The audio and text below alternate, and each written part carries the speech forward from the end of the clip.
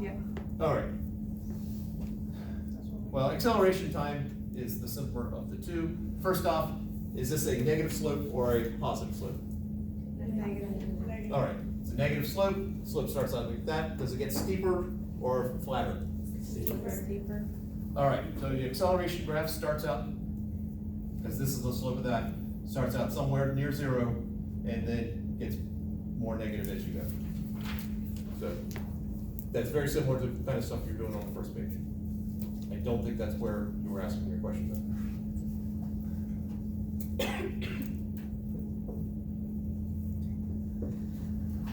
I know this is the slope, this graph, this is the slope of this. So I start out with, after I do it, I then have to go backwards. I then have to go whatever I come up with here, will I get this? And so that's how I double check. All right, so I know this is a positive number. It's a steep, it's a large positive number, so I know this is gonna start out as a large number. So I just put a little, I know it ends up, my velocity is closer to zero. So my displacement will have to have a slope that's somewhere near zero. And then I would just sort of connect it. And now let's see if this makes any sense. I start out, so ignoring that, we're doing a velocity time graph. It starts out steep and becomes less steep as I go. So it starts out steep, so a high number gets less. And then it's like it's starting out steep, so I'm not seeing as much change in, I'm seeing much more change in the slope here than I am here. So I think that would look more like that. So this is not right.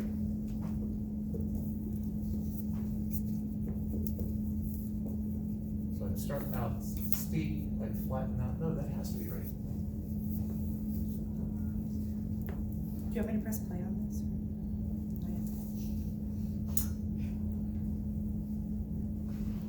Because if I start out steep and so I start out at a large positive number and get closer to zero, it has to approach like that. It has to be right.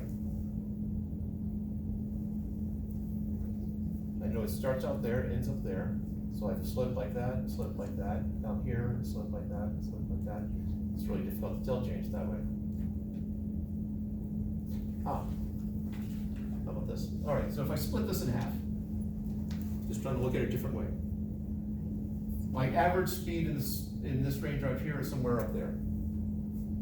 Just my average speed here is going to be somewhere around there. So I know I'm going to have much more rapid change in my position at the first half than the second half. So if I think about for the first half, yeah, that's much more change in my position than it is in the second half. So I think it looks something like that. Now, on a test or quiz, and you're faced with this, what do? What I'm expecting you to know, to recognize here, would be like velocity starts at a positive number, goes to a negative number, or sorry, gets closer to zero. So somehow this needs to flatten out up here and start out steeply. It starts at a big number? It starts at a big positive number. The slope starts at a big positive number. Isn't that zero? The slope. The position, I have the position at zero, but the slope starts out steep. Okay. And then it becomes less steep as I go. My velocity would be start out at a big positive number and then become less positive as I go. This, going from here to here, is indeed a stretch. That typically, if that were part of a question, if that were a question on a test, it would be part of a question which had multiple parts. So if you don't know it, it's not, you're not penalized too much.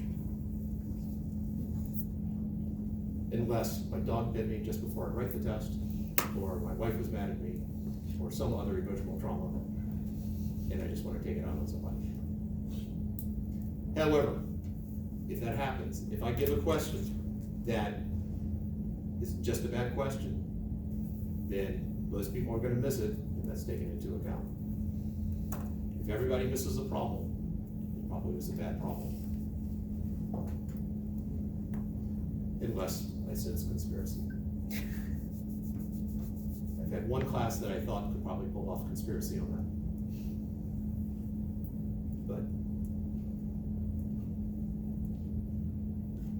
all it takes is one person to get it right for me to go, okay, it wasn't as bad as it could. All right, Brian, did you have a follow-up? You have the look of, yeah, you answered it, but it didn't really do much. It makes me feel better that you think it's hard, so I definitely think it's hard. Okay. Hey, oh. Hi, I'm fine. We got Everybody get it wrong.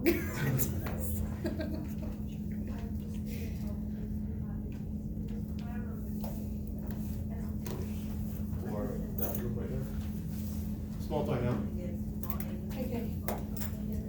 I just need to understand the cliff notes, like, okay.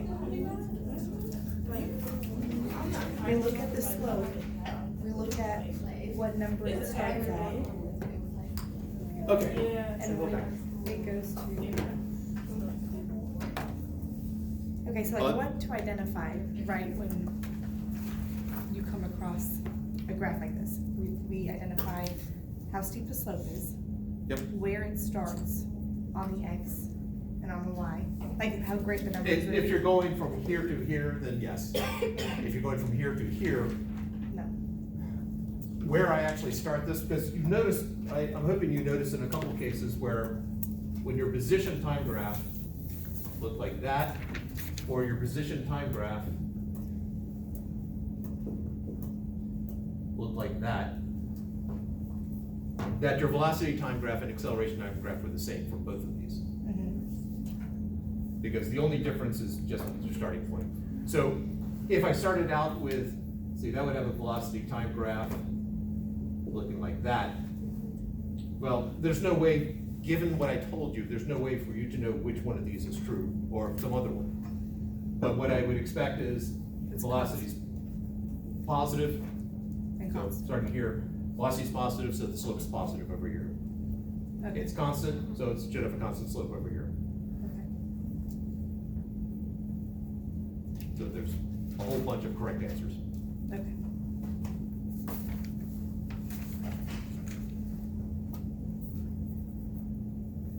Other questions?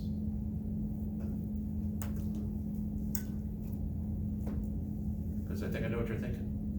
You're going, hey, graphs are great, who doesn't love graph? But we need something with numbers. I thought I loved graphs. I did. We need something with numbers where you have to use a calculator. So what I'm gonna do, I'm gonna go through a derivation. The reason I'm gonna do it is not for you to regurgitate it later. The main purpose of this is for you to see that this stuff comes from somewhere. If you follow along, great. Just don't tune out. For some of the steps, you might just let it sort of flow over you. Depends upon your math background. For others of you, you should be able to follow every step. But the main purpose is, what Hewitt does is he gets to a certain point and he just says, this thing has this formula, and he doesn't ever explain where it comes from. And I understand why. But I want you to see that there is a logical progression there. So before I start this derivation, that will no doubt tantalize your minds. Are there any questions? I can feel the excitement. Yeah. All right, let's do this. I am going to start a new recording.